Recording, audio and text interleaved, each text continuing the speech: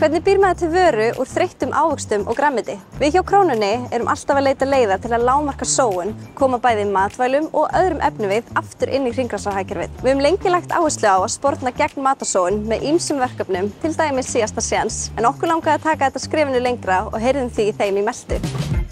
Við erum melta og við breytum úrgangi í afurð með því að gerja hann og fyrir hönnunarmars í ár þá fengum við þreytta ávexti og grænmeti úr Krónunni og gerjuðum svo úr varð vökvi fyrir plönturnar. So this is the product that we get from it. When we take all of the food waste and ferment it, the microbes that do the fermentation break down all the food waste. There's the solid portion which can be used in your garden, buried in, makes your soil there healthy. But the liquid version also has a lot of the healthy microbes that your plants really want and that the soil also needs, that the microbes can make nutrients available to your plants.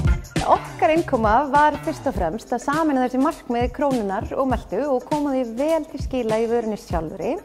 Og þar vorum við náttúrulega fyrst og fremst með leikgleðina og fræðslu að leiðarljósi. Hér á Brandenburg þá hefst ferlið iðulega hjá okkur á góðri hugmyndvinnu og við byrjuðum á að skoða nafn fyrir vöruna og vorum fljót að finna að Moldamin, það var svona nafnið sem að blómstraði mest hjá okkur. Enda mjög lýsandi fyrir vöruna sjálfa, vítamín fyrir moldina. Moldamin er í raun afurð hins fullkomna samstarfs og hönnunarmars hinn fullkomni vettvangur til að frumsýna vöruna.